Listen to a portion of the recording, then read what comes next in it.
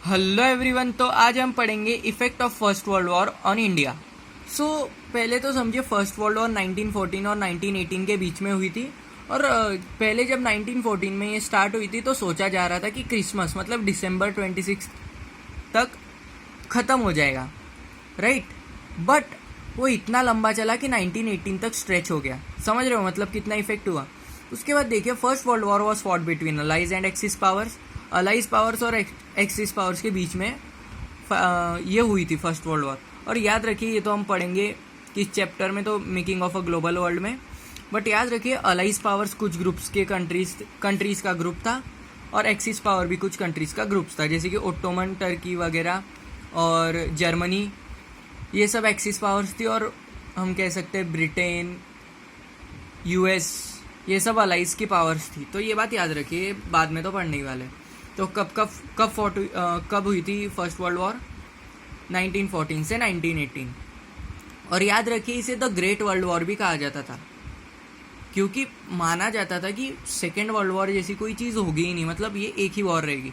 But second world war होने के कारण इसे फर्स्ट वर्ल्ड वॉर कहा गया, नहीं तो इसे द ग्रेट वर्ल्ड वॉर कहा जाता था। And its effects on India war, देखिए ये वर्ल्ड वॉर बहुत ही भयानक थी। क्यों? क्योंकि जो सारी इंडस्ट्रियल कंट्रीज़ वगैरह थी उन्होंने इसमें पार्ट लिया था। और axis powers and allies powers में देखिए ब्रिटेन भी था, तो ब्रिटेन की कॉलोनीज थी, उन्होंने भी पार्ट लिया था किसमें, तो फर्स्ट वर्ल्ड वॉर में। तो इस कारण जो प्रॉस और कॉन्स थे, जनरली कॉन्स ही थे, मतलब डिसएडवांटेजेस थे, वो इंडिया ने भी फेस किए, क्योंकि इंडिया भी ब्रिटेन की कॉलोनी थी। So war created new economic and political situation. तो न्यू इकोनॉमिक और पॉलिटिकल सिचुएशन कैसे क्रिएट हुई, तो समझिए इसे।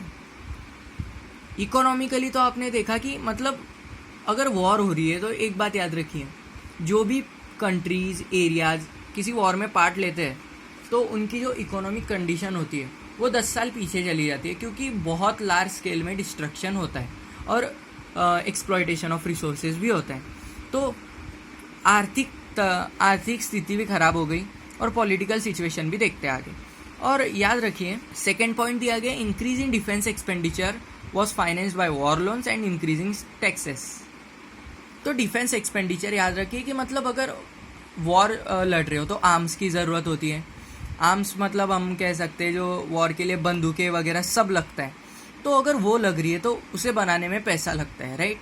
क्योंकि अगर देखा जाए तो कट्टा वगैरह मतलब जो भी है गन्स एंड ऑल, वो बहुत महंगी आती है, ये बात याद रखिए। तो अगर उन्हें बनाने में भी पैसे लगते हैं एंड ऑल, तो वो किस चीज़ से फाइनेंस होता है, तो by war loans and taxes. देखिए वॉर लोन्स इतने इंपॉर्टेंट नहीं है, बट इंडिया के केस में टैक्सेस है। क्यों?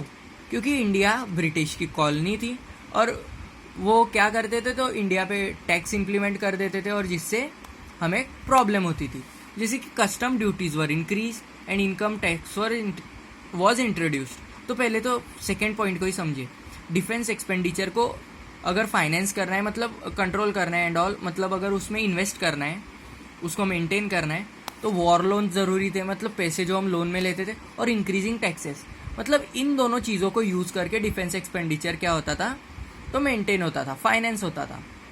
तो कस्टम ड्यूटीज़, ये देखिए ये दो टाइप्स के टैक्स ही दिए गए, तो ये बात याद रखिए, ड्यूटीज़ वगैरह जो इम्प्लीमेंट होती हैं और इनकम टैक्स। तो पहले तो याद रखिए एक चीज़ बढ़ाई गई और एक चीज़ लाई गई।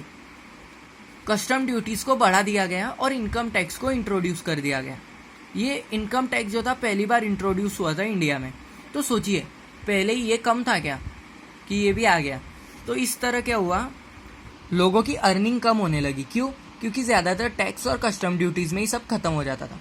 उसके बाद doubling of prices between 1913 and 1918। The result of it was extreme hardship face by people. तो इसको समझिए कि डबलिंग ऑफ प्राइसेस मतलब देखिए इन्फ्लेशन रेट बढ़ गया और जो हम कह सकते हैं फूड्स की और गुड्स की प्राइसेस जो थी वो डबल हो गई। मतलब समझिए अगर कोई चीज़ 10 रुपये की मिल रही हो वो 20 की हो गई। अगर आप 5 रुपये की कैडबरी आप खा रहे हो तो वो समझिए 10 की हो गई। समझ रहे हो ऐसा। तो इससे क्या हुआ, तो लोगों ने प्रॉब्लम फेस की। कैसे, तो समझिए पहले ही अर्निंग कम हो गई थी टैक्सेस के कारण, राइट। ऊपर से अगर प्राइजेस भी बढ़ गए तो कैसे कमाएंगे लोग, कैसे खाएंगे लोग, समझ रहे हो। इस कारण प्रॉब्लम फेस होने लगी। उसके बाद फोर्स्ड रिक्रूटमेंट वाज डन। देखिए, अगर वॉर लड़ रहे हो तो लोगों की ज़रूरत सबसे ज़्यादा तभी पड़ती है। तो वॉर लड़ने के वक्त अगर लोगों की ज़रूरत पड़ रही है तो लोग कहाँ से आएंगे? जो हमारी कॉलोनीज़ है, मतलब किसी ने अगर किसी के अंडर कॉलोनीज़ इस्टेब्लिश की हो, जैसे कि ब्रिटेन ने हमें कॉलोनाइज़ किया था, तो वो क्या करेंगे, उसी से लोग लेंगे। तो क्या हुआ, फोर्स रिक्रूटमेंट का मीनिंग क्या होता है? The process by which colonial state force people to join army. तो इसका मतलब सिंपल समझिए, रिक्रूटमेंट का मतलब क्या होता है? रिक्रूट करना। रिक्रूट का मतलब क्या होता है? भर्ती करना। तो फोर्स रिक्रूटमेंट, फोर्सिबली भर्ती करना, विल के अगेंस्ट भी भर्ती करना। मतलब ये ऐसा था कि जो ब्रिटिश लोग थे वो ट्रक लेके या फिर कुछ भी लेके क्या करते थे, विलेज में जाते थे, लोगों को पकड़ते थे, उनको लेके आते थे और उनको वॉर में भर्ती करते थे। तो इस कारण क्या हुआ, there was wide spread anger among people. क्योंकि देखिए, अगर आपके माँ बाप, भाई बहन, किसी को भी, बेटा, चाचा, फूफा, ताऊ, किसी को भी अगर आपसे बिना पूछे लेके चले गए और आपको कोई पता नहीं है कि वो वापस आएंगे कि नहीं, तो गुस्सा आएगा कि नहीं? क्योंकि अगर पर्सनल हो गया ना कुछ, तो उसे मतलब कंट्रोल करना बहुत मुश्किल होता है। तो याद रखिए, इस कारण क्या हुआ, लोग एंगर में फंस गए, एंग्री हो गए। क्यों? क्योंकि वो पर्सनल अटैक की तरह हो गया था। क्योंकि अगर लोग आपके करीबी लोगों को आपसे बिना पूछे ऐसे लेके जाएंगे कि उन्हें रिटर्न भी नहीं आ सकते वो, तो क्या फ़ायदा है? उसके बाद crops failed in 1918 and 1919, then 1922 1921। तो क्रॉप फेलियर देखा गया, मतलब जो प्रोडक्शन था वो भी कम हो गया और प्राइसेस भी बढ़ गए। 1918 1919 और 1920 1921, मतलब इस समय में क्रॉप फेलियर हुआ। उसके बाद it was accompanied by influenza epidemic. देखिए, एक बात याद रखिए, महामारी जब फैलती है ना, तो इतना लार्ज स्केल, मतलब हम कह सकते हैं डिस्ट्रक्शन होता है रिगार्डिंग लाइव्स, कि उसे रिकवर करना बहुत मुश्किल हो जाता है। तो इन्फ्लुएंजा एपिडेमिक, जिसे हम महामारी भी कहते हैं, तो इस कारण भी क्या हुआ, तो लोगों ने प्रॉब्लम फेस की। कैसे? तो according to the census of 1921, 12 to 13 million people died due to this. इसका मतलब यहाँ पे क्या है, इन्फ्लुएंजा एपिडेमिक और क्रॉप फेलियर, ये दो बात याद रखिए। तो देखिए, पहले क्रॉप फेलियर हो गया, उसके ऊपर इन्फ्लुएंजा एपिडेमिक, मतलब नेले पे देला हो गया। इस कारण लोगों ने प्रॉब्लम फेस की और 12 से 13 मिलियन लोग इस टाइम में मर गए, मतलब उनकी डेथ हो गई, सिर्फ इन दोनों कारण के कारण। समझ रहे हो? नहीं तो डेथ्स तो होती है, बट इन दोनों कारण के कारण। किस साल के सेंसस में? तो 1921 के सेंसस में, ये बात याद रखिए। तो एक बार रिकैप फिर से कर लेते हैं इस टॉपिक को। सो फर्स्ट वर्ल्ड वॉर कब फाइट हुई थी? तो 1914 से 1918 तक। किसके बिटवीन? तो अलाइज पावर्स और एक्सिस पावर्स के बिटवीन।